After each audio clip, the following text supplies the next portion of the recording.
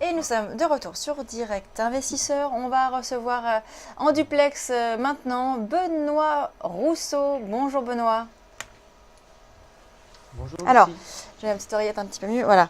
Donc, Benoît, oups. Alors, vous étiez, pour la petite histoire, hein, pour ceux qui vous connaissent, vous étiez parti la semaine dernière dans une belle ville, la Venise. Et donc, c'est pour ça que n'êtes pas intervenu sur TV Finance la semaine dernière. Bon, j'espère que vous en avez bien profité. Et maintenant, vous êtes fin prêt pour trader. Alors, quelles vont être vos recommandations aujourd'hui, notamment sur le CAC ou le DAX? J'ai pris 3 kilos, donc ça s'est bien passé.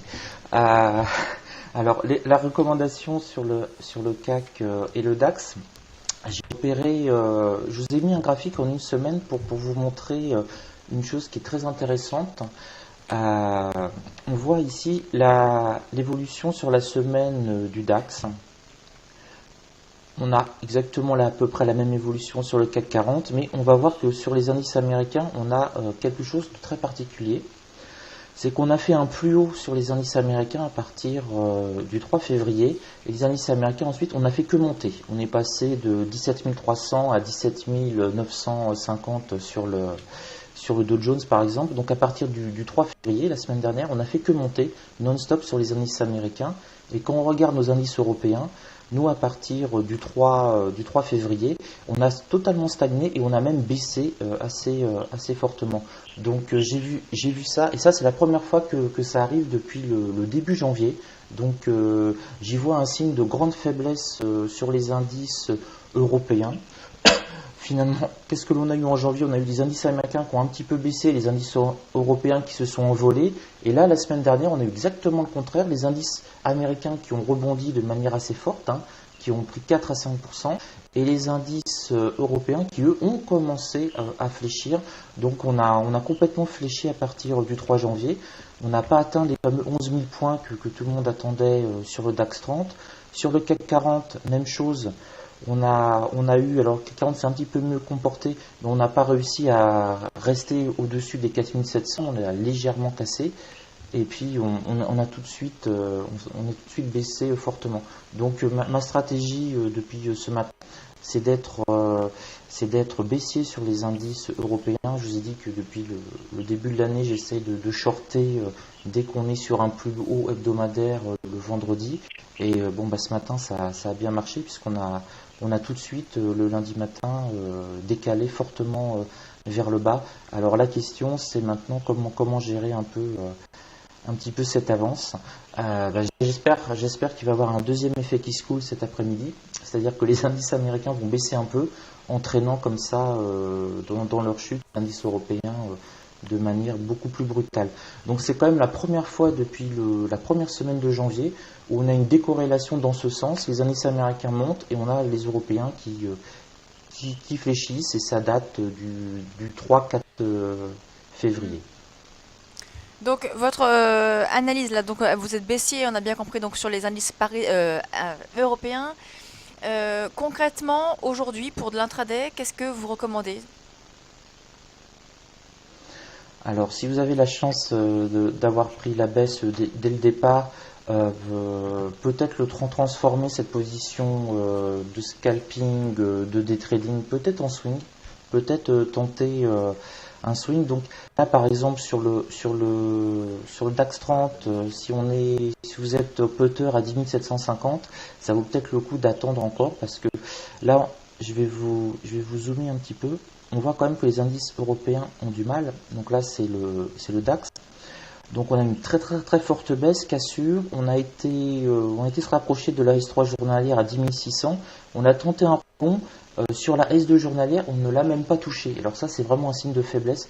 Quand on ne réussit pas à réintégrer un support journalier et qu'on reste en dessous, c'est vraiment un signe de faiblesse. Et sur le CAC 40, même chose, hein. Là, on a plutôt essayé de prendre appui sur la S2 journalière et on n'est pas remonté sur le point pivot journalier ni hebdomadaire, et on rebaisse. Donc, à mon avis, éventuellement sur le CAC 40, si on remonte vers les 4645, ça vaudrait le coup si on n'est pas déjà positionné en short, de shorter pour la journée. puisque vraiment on a des indices, une baisse quand même assez violente, hein. On est sur le DAX quasiment à moins 2% et plus de 1,2% sur le CAC 40, et il n'est que 10h40, hein. Donc on peut encore baisser beaucoup. Sur le CAC 40, on pourrait revenir tester, pourquoi pas, la S2 journalière. La première vue, on y va assez vite. Et la prochaine étape, on se retrouve sur la barrière des 4006 qui vont peut-être faire un petit frein. Alors Donc, je suis justement, vraiment sur les indices oui, européens. une fois qu'on arrive sur les 4006, est-ce que vous pensez que ça peut être un bon niveau pour intervenir à nouveau là à l'achat? Alors on va voir ce que font les indices américains en même temps, hein, parce que c'est eux qui vont nous faire tout, qui nous donnent le sens pour tout l'après-midi, hein, globalement. Alors à l'achat sur de l'intraday à 4006, ça me paraît, vu la début de conjoncture de semaine et de journée, ça me paraît un petit peu risqué. Si vraiment on voudrait retourner à l'achat, il y a cette zone qui me paraît beaucoup plus intéressante, c'est le S3 journalier qui est à 4590, la S1 hebdomadaire qui est à 4585. Donc là, réellement, on a un potentiel de rebond entre la S3 journalière et la S1 hebdomadaire. Donc si je voulais rentrer achat sur le CAC 40 par exemple, j'attendrais que l'on aille sur ces niveaux entre 4580 4590 maximum pour un rebond éventuel qui serait peut-être pas énorme vers les 4600, hein, donc 10-15 points, 4610 grand maximum, hein. Donc j'ai vraiment une optique baissière. Si on monte sur 4650, je short, et éventuellement il faudrait que pour repasser à l'achat, il faudrait revenir vraiment sur ces niveaux-là qui sont pour l'instant très bas. Il faudrait qu'on perde encore un bon pourcent, hein, sur le CAC 40. Et donc là, on peut rentrer, selon moi. Là, on peut rentrer en position actuellement sur le niveau actuel pour prendre une position à la vente. Alors, on peut toujours, hein. On a toujours le droit de reprendre une position. Alors, si vous voulez, pour moi, j'utilise énormément, comme vous le voyez, les supports, les résistances, les points pivots comme indication. Là, on se retrouve pile entre le point pivot journalier et entre la S1 journalière et la S2 journalière. Donc pour moi, pour ma façon de trader, là, on est en fait sur du pile ou face. C'est-à-dire qu'on est vraiment entre deux zones, et bien malin celui qui peut dire si on va reprendre 20 points pour revenir s'arrêter sur le point pivot hebdomadaire ou la S1 journalière, ou revenir sur la S2 journalière. Donc généralement ce que je fais, c'est que j'attends justement que l'on aille revoir un support. Donc là, le support journalier, il a pas mal résisté. Donc ce serait, si on baisse, qu'on passe en dessous, par exemple vers 4610-15, ça peut valoir le coup de tenter un petit scalp pour gagner 2 ou 3 points sur le CAC 40.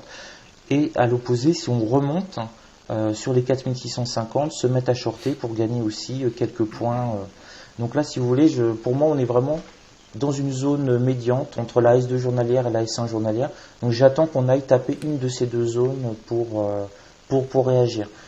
Pourquoi je fais ça? Parce que je suis pas le seul, en fait, le seul trader à prendre ces repères visuels, en fait, pour me mettre à trader, et ça marche plutôt bien, les rebonds sur les supports. Là, vous voyez, systématiquement, on s'est mis à rebondir sur le support 2 journalier sur le CAC 40. Là, juste 5 minutes, on a rebondi 1 fois, 2 fois, 3 fois, 4 fois, 5 fois, 6 fois, 7 fois, 8 fois, 9 fois. Alors, ça nous donne un indice, c'est que ce support de journalier, quand on a rebondi 9 fois dessus, ça commence à devenir du gruyère, hein. Donc, la 10e fois, par prudence, il faudra peut-être aller attendre les 4600 pour tenter un rebond. Parfait, merci beaucoup Benoît. Donc Benoît Rousseau, trader et fondateur du site Enlil. On vous retrouve demain donc même heure, hein, pour parler des indices européens. Bon. Bonne journée. On marque une pause et on se retrouve tout de suite, hein, pour la fin de Direct Investisseur.